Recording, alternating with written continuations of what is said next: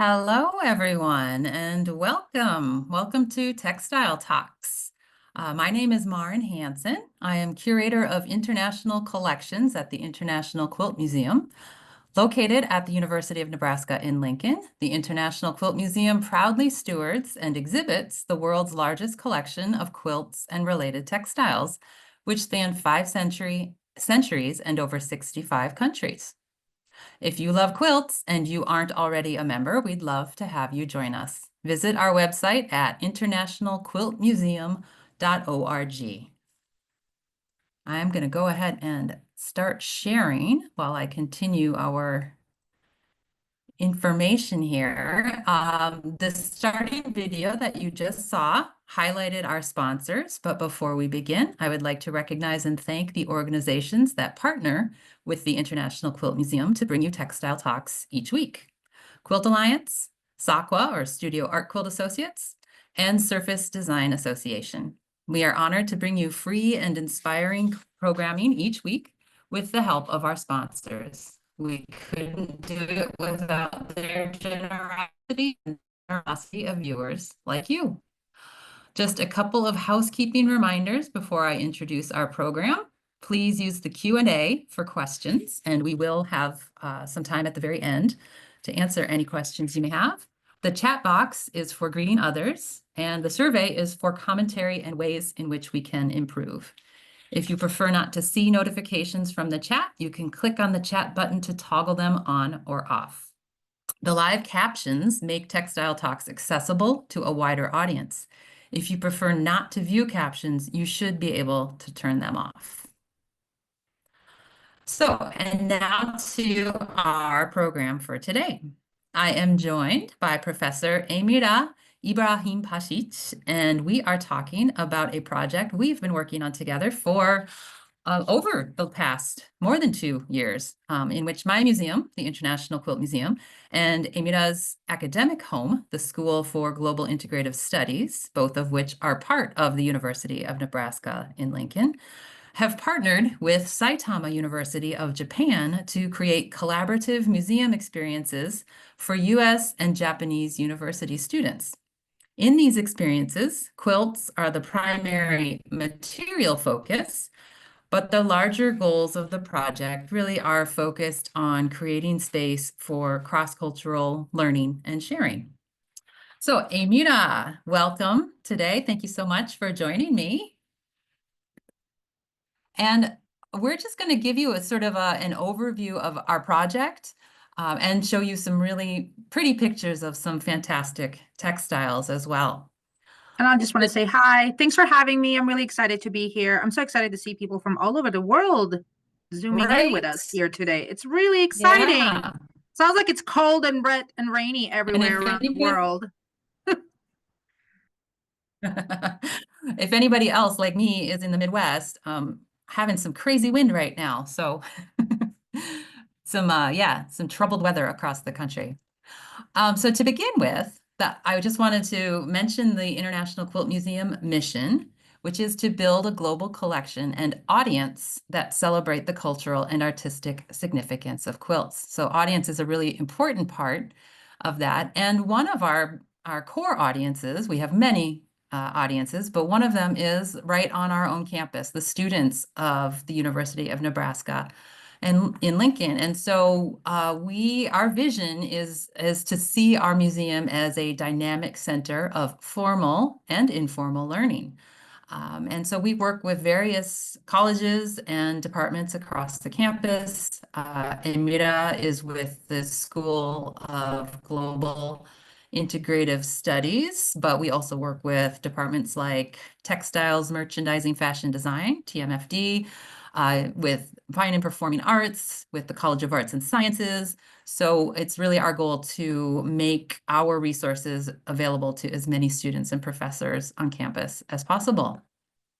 And as just some background to our work across campus, and really our work in all sectors and with all audiences, we really see museums as connectors. And I love this quotation from Sarah Conrath of Indiana University, where she just talks about how museums are more than just their collections and their facilities.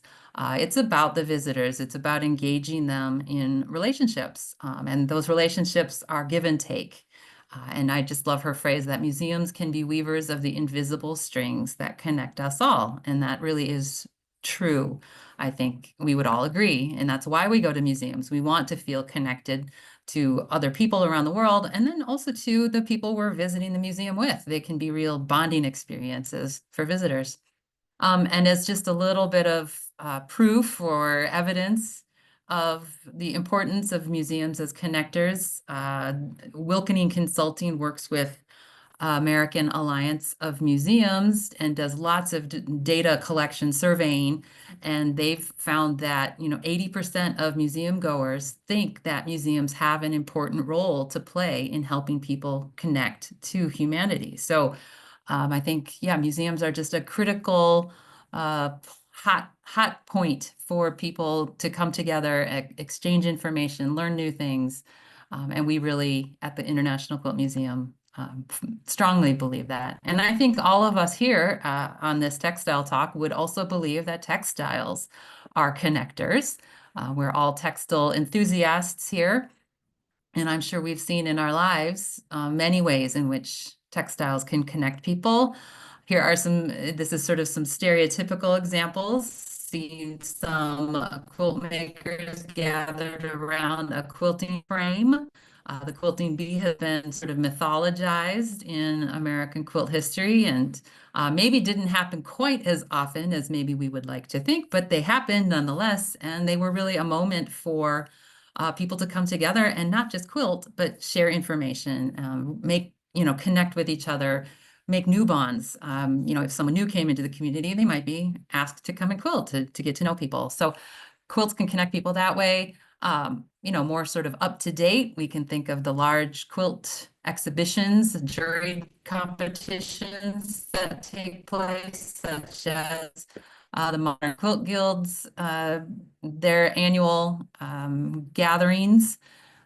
People can come together and admire new quilts, get to know each other, looking at new quilts. It can be a real, enjoyable and learning experience. But then there's also just these much larger ways in which quilts can connect us all. For instance, the AIDS Memorial Quilt, which commemorates those tragically lost during the AIDS crisis of the 80s and 90s. And hopefully projects like this can also create social change. So I think textiles as connectors connect in such a myriad set of ways that that's also some background to this project that we're talking about today, sort of sets the stage.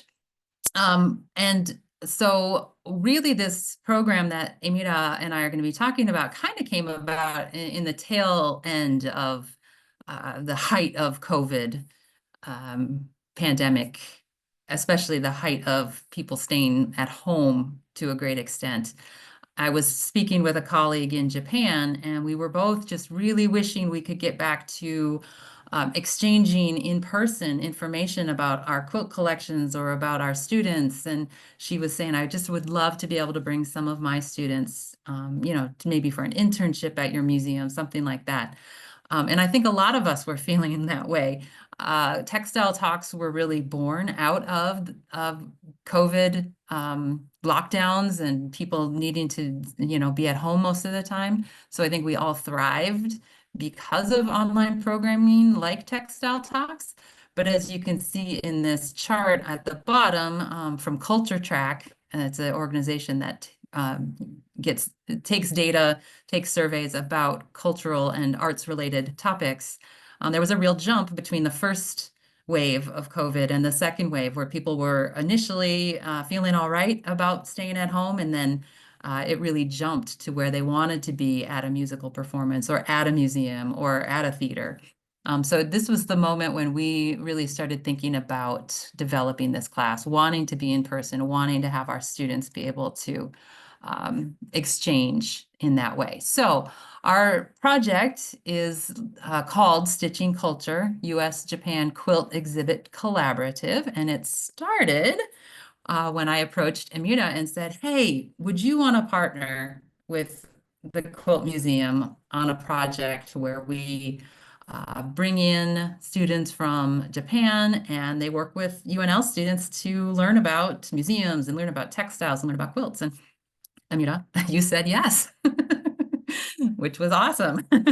And so we wrote a grant to an internal University of Nebraska grant called the Global Experiential Learning Fund grant. And so we received funding for 3 years, 2003, 4, and 5. And we're definitely hoping we can continue this project. We recently received some supplemental funding from the Japan-US Friendship Commission, and we are adding on a study abroad opportunity for UNL students to go to Japan and learn about textiles there. So we are really hoping that this ball keeps rolling and that students can continue to interact with each other and use quilts and textiles as their sort of point of connection.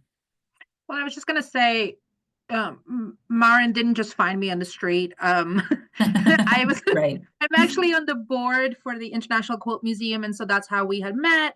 And so this was just coming from us chatting about different things. And what was really exciting, this fund became available because basically so many students were stranded. They couldn't go abroad, right, during COVID. And then even post-COVID, sort of the rebound for study abroad was really slow. And so there was our global experiences office was like, hey, how do we repurpose some of this funding we usually save for scholarship for study abroad to kind of create global experiences locally? And so Marin and I were like, okay, well, let's create something that's global but locally. And so that's where this idea came from. So it's been really exciting to do it. Yeah, it's been wonderful to have that UNL backing for a project like the support. So this began in 2023, and we just immediately started recruiting students for this project, both in the US and in Japan. I happened to be in Japan for several months in the spring of 2023, so I was able to work on recruiting students that I was teaching at the time. And yeah, we were able to get a really lovely cohort of students. This is half of the students because we ended up needing to sort of alternate days because there were enough students and enough students with complicated university schedules that we needed to have them alternate. So this is sort of half of our group, but a lovely group of UNL students and a wonderful group of Saitama University students. And this is them in our photo studio. And the project they worked on together was an exhibition with the title Stitching and Sharing Culture, Molas from Panama's Guna People. And this was a learning experience really for all of us. I'm not an expert in molas, and so I was doing lots and lots of reading, digging into the literature, and then sharing it with the students, having them learn about the tradition of making molas in Panama, the tradition of the sort of indigenous tradition, as well as the traditions that were affected via colonization by the Spanish coming. And then in a great deal, the Panama Canal opening in 1914, I think it was. So we were all learning together, and that was really a fun part of this class. And so they broke themselves, or we broke them into groups where it was a combined UNL students and Saitama students. They were learning about a specific group of these molas that are in our International Quilt Museum collection. They are part of the Patricia Cox collection at the IQM, and they're mostly late 20th century examples. And so we broke these up into several different groups. This one was looking at the design and technique because we always have visitors who love to know about how things are made. And so talking about the reverse applique and the layering of fabrics and the cutting away of fabrics to sort of reveal the colors and beautiful fabrics underneath. That's what these students talked about. And I know when they were looking at some of the examples, like these two, they had a lot of fun learning about sort of the iterative process that mola making is, where maybe it's one person who makes the same design several times, or maybe it's, they pass that design along to someone else in their community or family and they make some changes. So even though these two bird designs are largely the same, you can see the individual makers sort of personality shining through in all the little differences. And I think that the students really enjoyed seeing that. Another grouping was indigenous designs of animals, so all the kinds of animals you would find in Panama, both in the ocean and in the jungle. So we have some fishes and some sort of birds of paradise or tropical looking birds. These fishes are just fantastic. I'm not sure how much they look like that in real life, but I sure hope they do. Another group would be indigenous designs, plants, and the natural world. So lots of trees and palms and fronds and grasses, and some of the plant life looks very true to life. Some of the plant life looks very fantastic. The two images on the top left, I believe, are gourds, I believe. So they were learning a lot about sort of, just daily life in Guna communities. And here's a really beautiful example of a pair of parrots in a tree. Then we talked, some of the groups were in what we were calling more cross-cultural designs or cross-cultural groups where they were seeing things like in the top middle, an octopus wearing a baseball cap, or in this example we have next, we have a mola made almost precisely imitating or depicting the cover of safety matches, a matchbook or a matchbox by a Swedish match company. And you actually see this design somewhat frequently in molas, I have learned by, looking through many, many different books. So the students really enjoyed seeing how outside cultures were influencing the Guna makers, how they sort of ingested that imagery and made it their own. Also, the religious and mythological and political imagery was very pronounced as well. Some of the students really enjoyed diving into that. They loved learning, about, or they loved discovering that, like the top left image is likely the Greek story of Prometheus. And lots of Christian imagery as well, of course, which the Spanish colonizers brought in. We've got Mary here, Saint Mary, very depicted in great detail, very beautiful, our mother.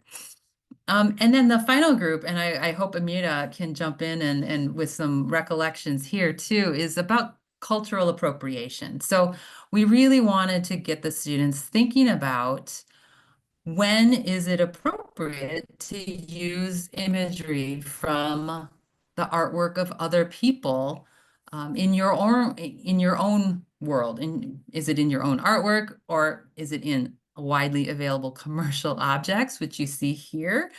So this group really got to dig into, we got to order objects online. These are just widely available, pretty cheap objects that reproduce mola imagery on them, and they really wrestled with this concept of cultural appropriation. And Amira, what do you recall Yeah. about that Well, experience?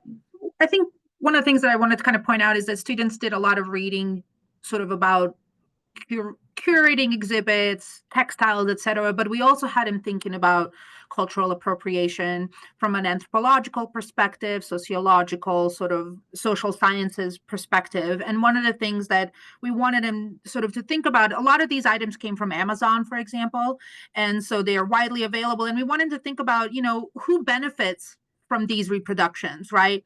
So these companies that are selling these things widely, it's being reproduced in millions of objects that people can buy, sell them online. How does that impact the meaning of these objects or the meaning of the mola itself? what kind of benefits do the Guna people get from these? Likely none whatsoever, sort of. And Likely then, none. the conversation steered towards the impact of globalization and, sort of, so part of it is cultural appropriation, part of it is globalization, part of it is, sort of lack of protection for a lot of sort of indigenous art that's out there. And that's just being reproduced out massively online. And students really delved into that research because we had online discussion groups where they could sort of engage with these discussions before they met, and then, sort of worked on the exhibit itself. Right, right. And one thing that I found surprising and really gratifying eventually was that the Japanese students really were not familiar with this concept of cultural appropriation. It wasn't a concept that they had really grappled with, and it gave the UNL students a really awesome opportunity to educate their counterparts from Japan and sort of explain their own perspectives. I mean, obviously, cultural appropriation has been a hot button topic on social media over the past many years. And so they were able to sort of explain it from a university student point of view and not just from sort of pulling out of the literature that they had been reading. So it was really great to see them interacting on a very basic level about things that were important to them and that they had been thinking about. So that grouping was perhaps, yeah, maybe the most thought-provoking of all of them. But in addition to curating the exhibition or leading up to the curation of the exhibition, they also learned so much about museum work and working with textiles, including the really boring stuff like vacuuming. So they learned about, wearing gloves and working with vacuums that are on a rheostat, turning it all the way down, using screens.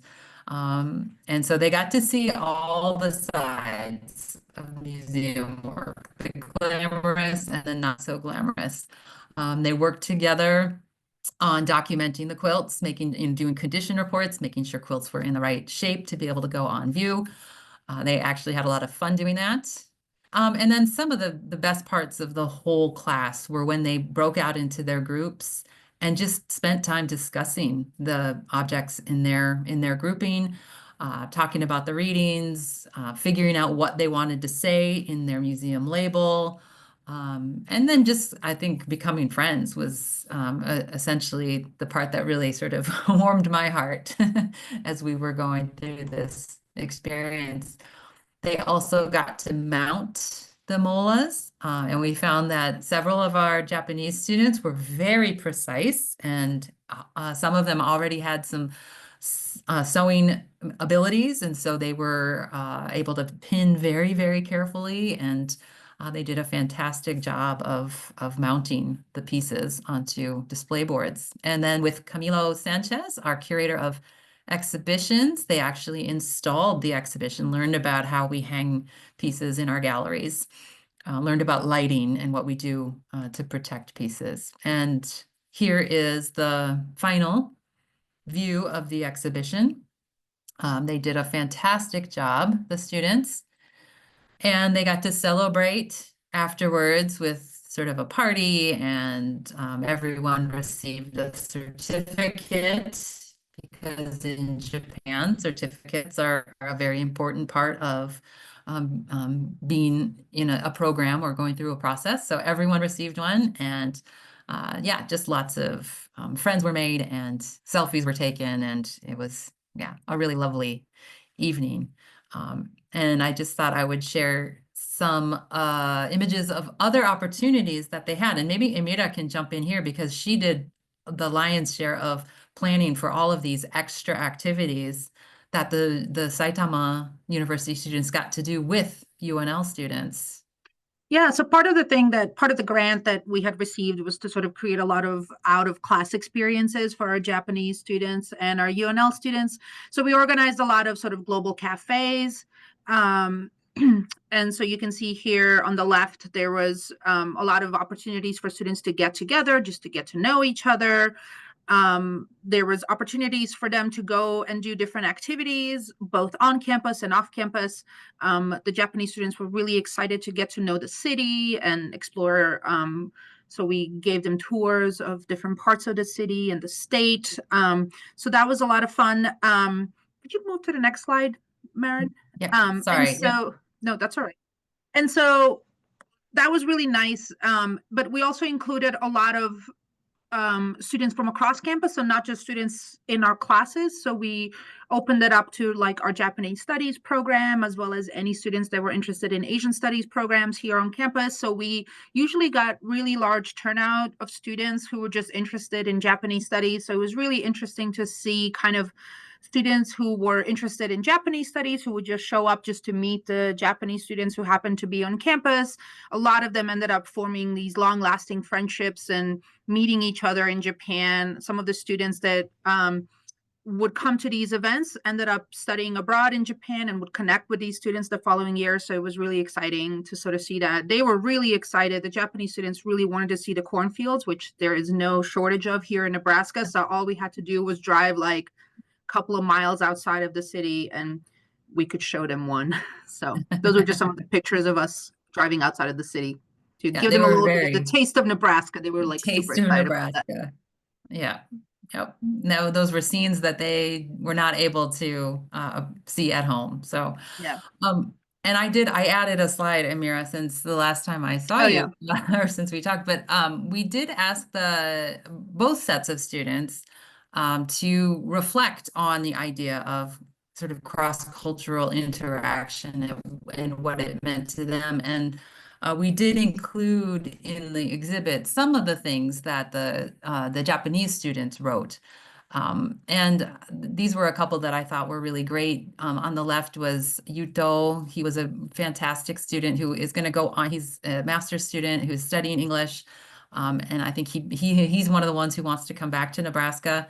And he said that he through this internship or coming to UNL, he understood that the U.S. was different from what he thought. He said before coming here, even though I learned how diverse the United States is, I was still thinking potentially that most of the students in Nebraska have the same origin. However, now I can see the true diversity because I could have lots of conversations with many people who have different origins, cultures, and opinions. So he was able to shift his concept of the US and of Nebraska in particular, which I think a lot of people could learn a little more about Nebraska that way.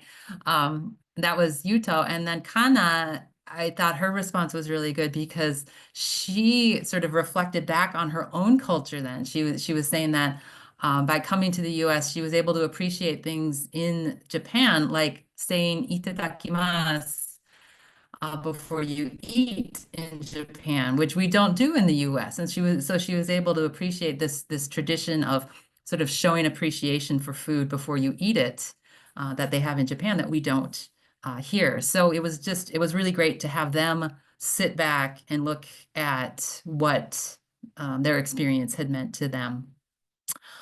So then in 2024, this year, we conducted the second year of the class. And in a similar way, we went out and recruited, got as many students to join as we could. We had fewer Japanese students this year. And part of the reason we think that happened was because of the weakness of the yen recently. And so we're hoping to bump those numbers up again this coming year, but they were a great group nonetheless. They were working on a different topic this year. This time they were working with American quilts, with traditional, largely late 19th century, early 20th century quilts that were in sort of very conventional patterns that people are largely familiar with, but they were kind of coming at them from different angles. So the UNL students, some of them were looking at the cross-cultural influence of what the effect was of Japan coming to World's Fairs in the 19th century. So Japan had been very isolated until the mid-19th century, and then with the Meiji Restoration and them opening up, the country started appearing at Western World Fairs, and they were, their artwork and their design just became incredibly fashionable. And There are theories that the crazy quilt was influenced by some of the Japanese art and design that people were seeing, particularly at the Philadelphia Centennial in 1876. In the early 20th century, fan patterns were just all the rage. Some of them very well could have been inspired by traditional Japanese and Chinese as well. Other Asian cultures have fan traditions in addition to Europe. So it could have been coming from many different places. But those are the things that the UNL students were looking at. And it gave us the opportunity to ask our Saitama University students to look at sort of the same topic from the other side. In this case, what was the influence when Western countries started to attend Japanese national and world fairs?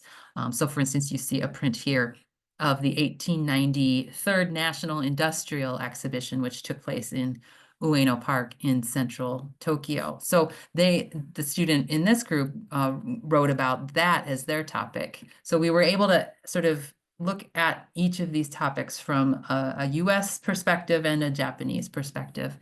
With this one, we were looking at the temperance movement in the US and myth making, because a lot of people associate these quilts, Drunkard's Path and Crossed T's, that's the name of these patterns. A lot of people associate those with the temperance movement, but there really isn't any firm evidence that shows that that members of the temperance movement saw these quilts or made these quilts with that connection in mind. It very well could have been true, but we have yet to find it sort of the smoking gun. So this gave the students a little bit of an opportunity to talk about myth making and how stories develop over time.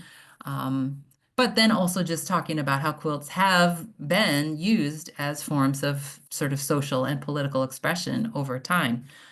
Certainly quilts were made to support the temperance movement. We just don't know for sure that these two patterns were amongst those.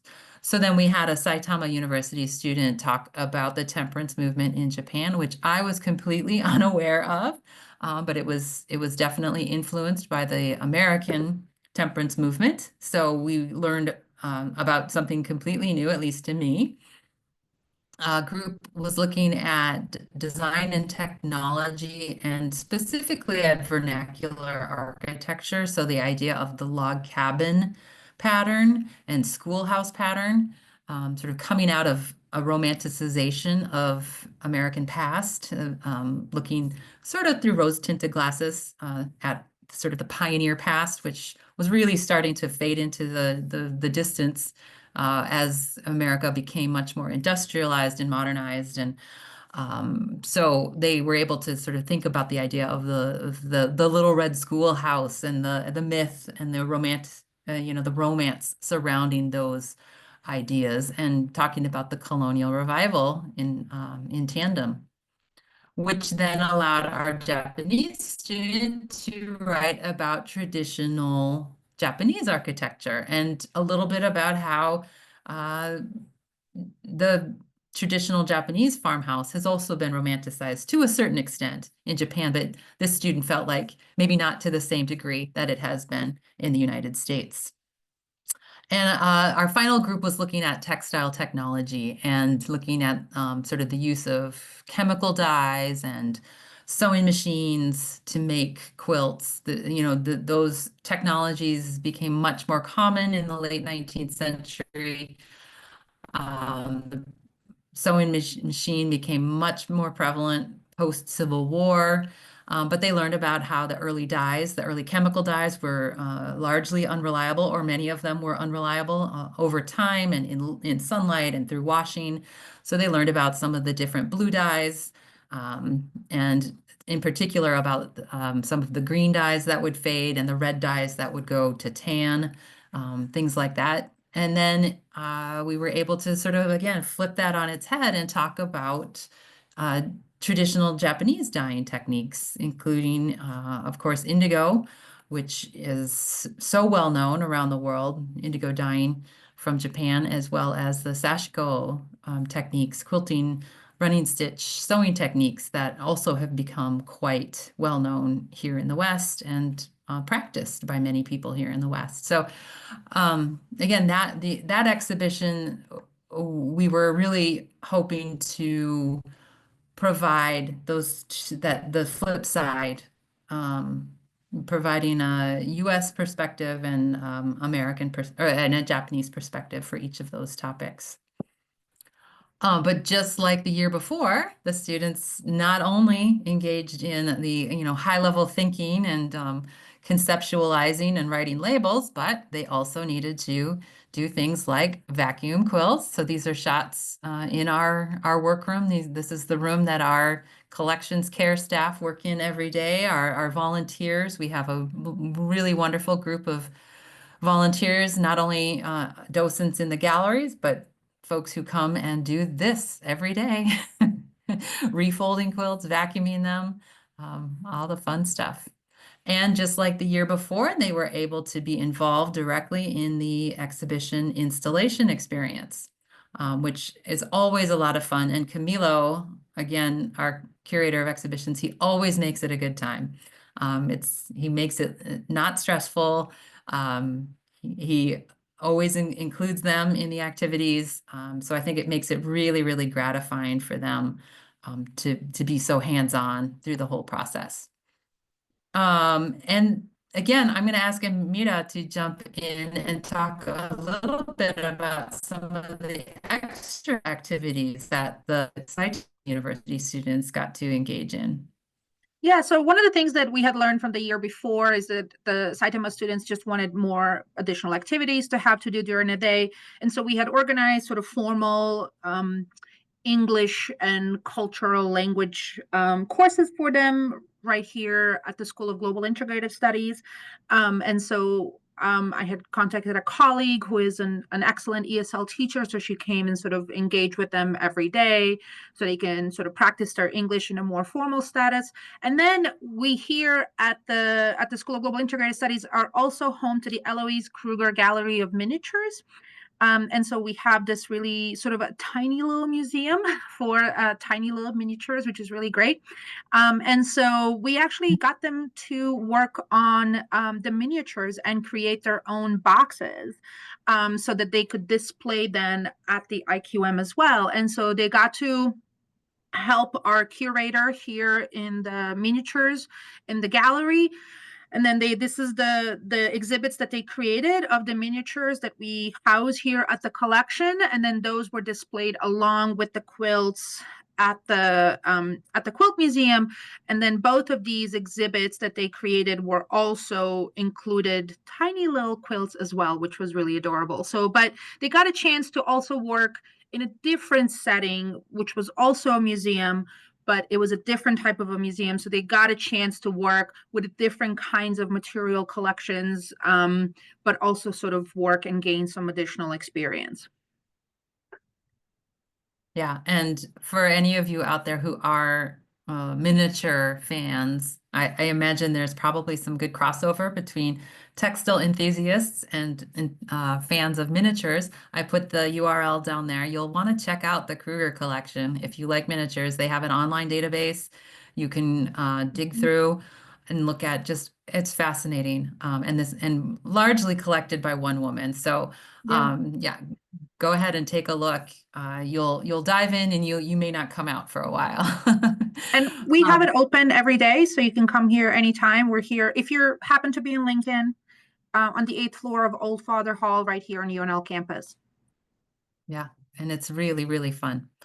And then, as Emira mentioned, our students, they were just always thirsty for more and different experiences. So we were really honored this year to have the former director of the National Museum of Colombia, Daniel Castro, came, and he's friends with, colleagues with our curator of exhibitions, Camilo Sanchez. And so Danielle came, and he is a former museum educator and is just a fantastic communicator. So he gave some sort of seminars to the classes The students were just really engaged, and they were able to learn about a different aspect of museum work, which I think is exactly what we want to be doing. UNL currently there's a museum certificate, museum studies certificate in the anthropology department, but it's not super widely known.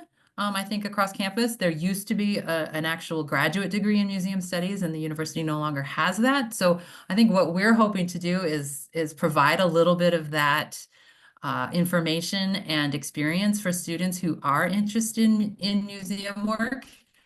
And Danielle coming and engaging them in education-related activities, I think really helped give them a more rich understanding of what it is to work in a museum. So some of them maybe want to go on to collections work and continue vacuuming quilts, but some of them may want to go into museum education. And speaking of museum education, they got to work with our museum educator, Lindy Clausen, and she actually taught our Saitama students how to make a little four-patch. Many of them hadn't sewn before. And so just Can I also point out that the yeah. student in the middle is one of the was an intern. So right there in the middle, you can see Nani or Iolani. So she was a student the year before in 2023.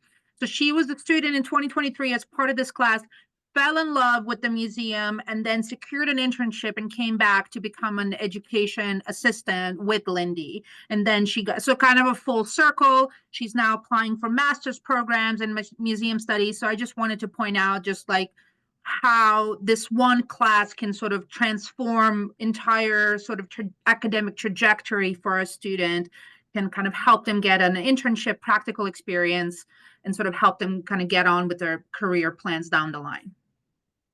Absolutely. Yep. And Yolani isn't the only student who has followed that path. We've had several students who have, after taking this class, said, "Oh, I really like working here at the Quilt Museum. What can I do? Can I get an internship? Can I do some work study work?"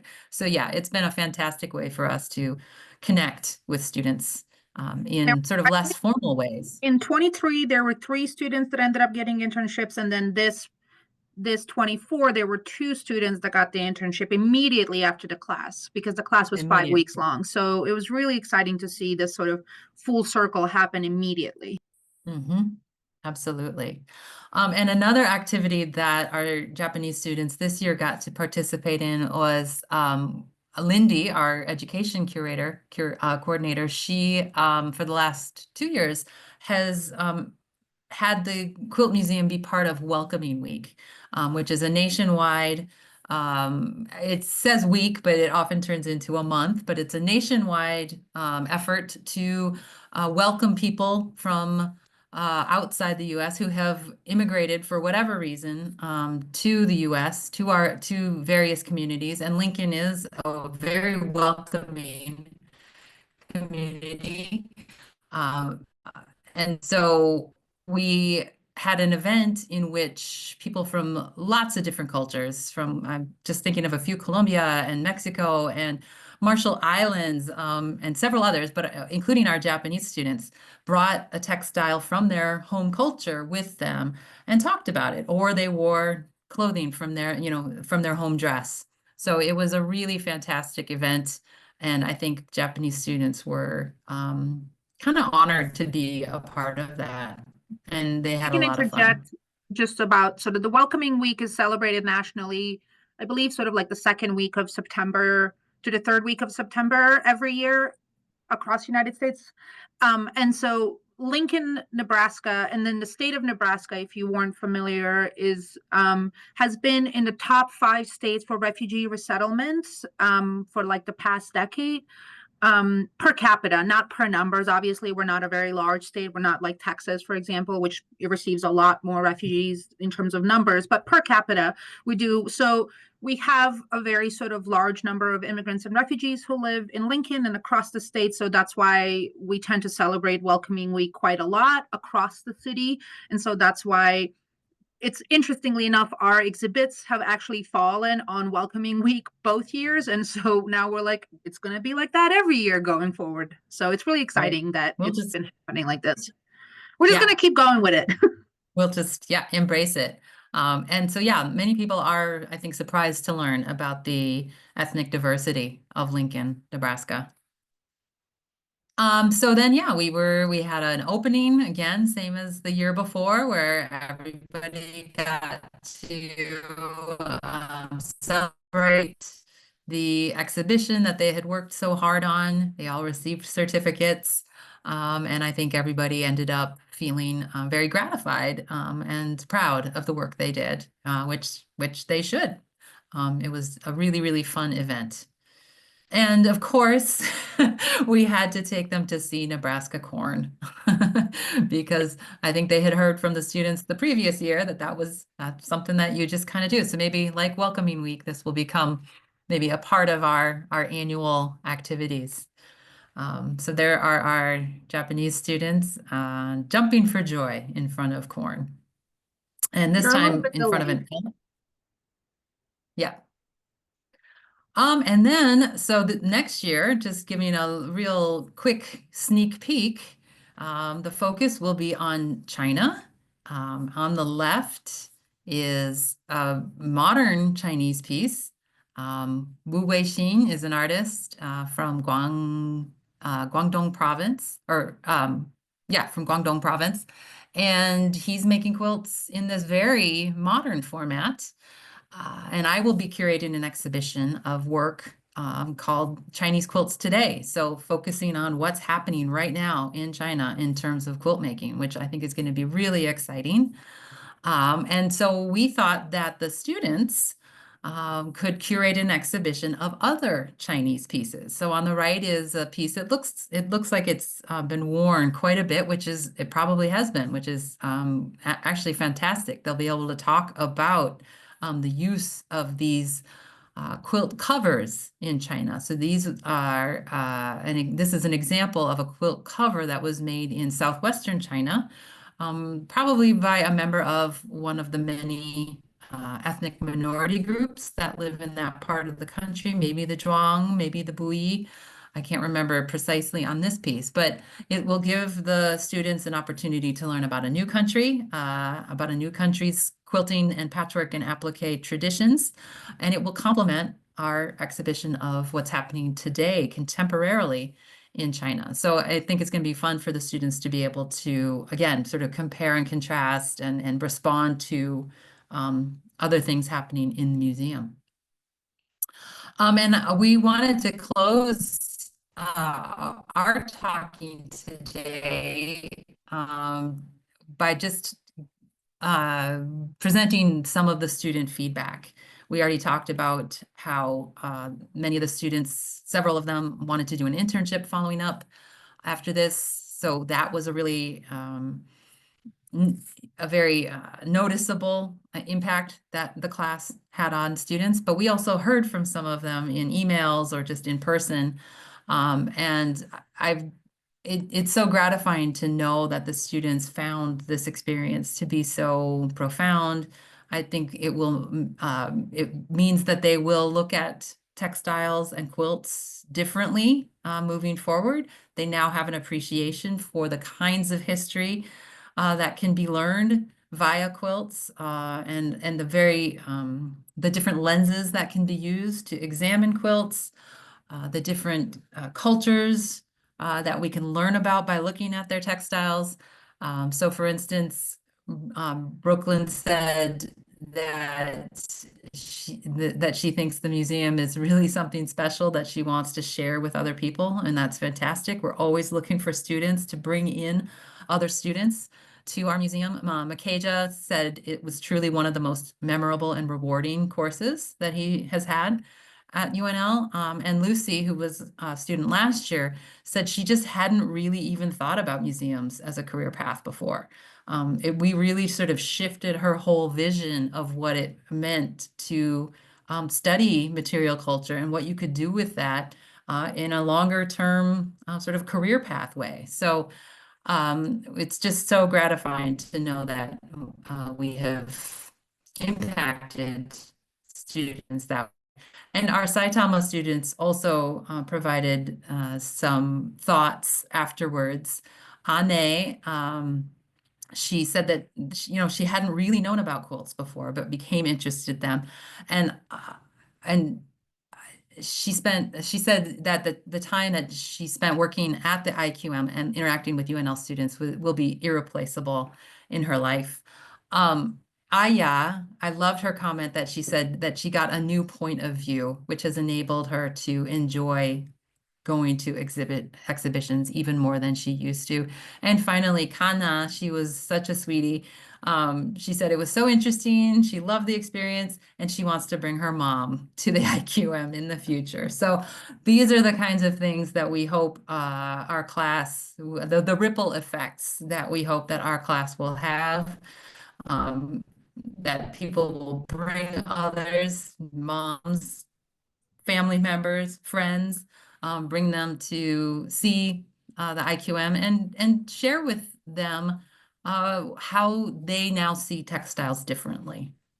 Emira, did you have Yeah, a I was just closing gonna point? say, I think for getting this next generation of students, this Gen Z, if that's what you want to call them, getting them really excited, not just about museums broadly, but about textiles and quilts broadly is what this class has done. I think a lot of students have said something like, I never thought of quilts as art. I never saw them as this, amazing piece of art that, I've seen them as something that my grandmother had in her room when I would go visit her. And so many of them just coming and saying, like, I am now gaining appreciation. I'm going to talk to my grandmother. And like the ripple effects that Marin was mentioning have just been sort of incalculable. Like we can't record those things, but they're going to have long-term effects, not just on these individual students, but the people they interact and the people they're going to bring to the quilt museum with them and the people they're going to expose to quilts down the line. I think that is the things that we can't measure in numbers, but that are going to have an impact, I think. Absolutely. And I'm looking at, I apologize. I'm noticing in the comments here that maybe I was slowing down a bit, and I do think that our windy weather here might be having an effect on the internet. So if you were noticing me, yeah, not catching up, I apologize for that. And to those of you who thought the presentation today was going to be about Japanese textiles, I apologize. We wanted to focus on our Japanese students and the impact that this cultural exchange had on them and how it impacted our students in Nebraska. There will be many more textile talks that will focus, and many more, and many that have already focused on Japanese textiles. So I hope you come back for the next time. I am not seeing any questions in the Q&A section. I think there was one question about what was temperance when you were talking about quilts, like you were talking Ah, about different, and there was just a question, temperance question mark, but I don't know if that's still a question or not. okay. Well, yeah, I mean, the temperance movement, a lot of it came out of the women's uh, the move for women's right to vote. Those two movements were very interrelated. And the temperance movement really was an effort to reduce or eliminate alcohol consumption completely. And so there were lots of textiles that were made and associated with the temperance movement. But again, what we had fun learning about and the students had writing about was the fact that even though we think that there are certain quilt patterns associated with the temperance movement, we don't know 100% sure that they actually were. So myth making, romanticizing our own history, these are things that can be learned about through quilts. Okay, I think that is it. I'm not seeing any more questions. So I thank you all for joining us today. We are Thank you. closing just about right on time. So thank you for joining Textile Talks this week, and we hope that we will see you next time. Bye-bye, everybody.